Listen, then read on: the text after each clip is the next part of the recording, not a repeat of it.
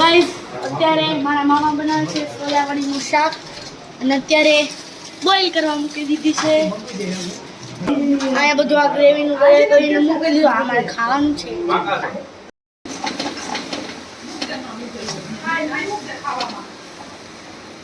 તો ગાઈસ હવે મારા મામાએ અહીંયા તેલ ગરમ થવા મૂકી દીધું છે.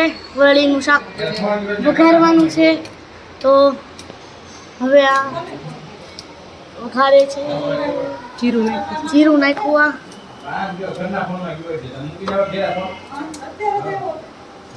આ છે વઘાર.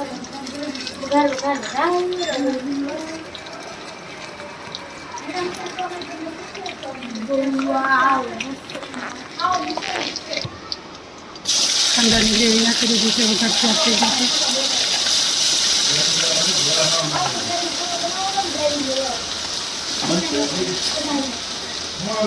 તો ગ્રેવી સતળાઈ છે કાંદાની. હવે નાખવાનું છે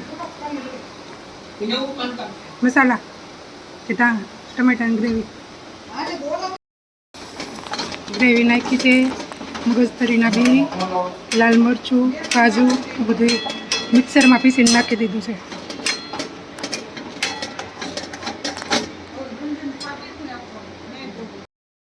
આ ગ્રેવી તૈયાર થઈ ગઈ છે. હવે ટમેટાની ગ્રેવી વડી પણ સાતડી તૈયાર થઈ ગઈ છે.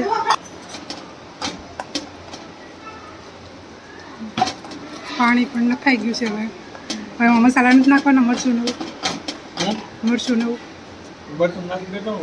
મરચું પણ એટલું જ. લાલ મરચું નાખી દીધું છે.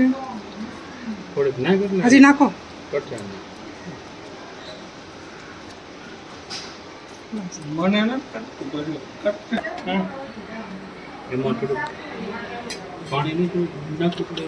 હવે ઊંડી ડીશ ઢાંકીને મૂકી દીધીશ.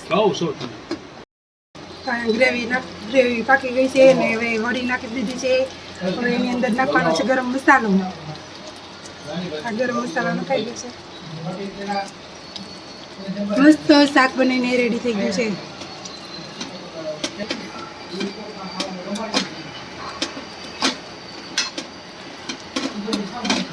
અહીંયા શાક બનીને તૈયાર થઈ ગયું છે.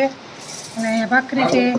આ છે છાશ. ગયું બેન ચંબા બેહી ગયા છે. ભાખરી બધા ચંબા બેહી ગયા છે.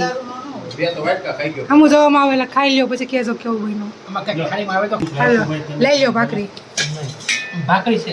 હા રોટલો નહીં આવે બાજરાનો? નહીં રોટલો નહીં આવે. રોટલો બનાવ્યો જ નથી. એમ કરવાનું ને. મારે બાજરાનો રોટલો જ ખાવો છે. બધી સુવિધા અહીંયા નહીં મળે. ખીચડી છે.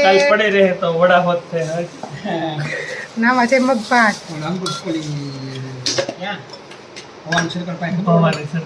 એક નંબર. કેવું લાગ્યું? એક નંબર. છે ને મસ્ત. હા એ શાક પર દે કરે. ખાઈ તો લીધો. હવે શું છે એક બટકું ખાઈ લીધું પછી કે છે ખાધું નથી મને. બોલ હા વિડિયોમાં તો વખાણ કરવાને. તને કેવું લાગ્યું શાક? શાક કેવું લાગ્યું? આ થાળી સાફ થઈ ગઈ.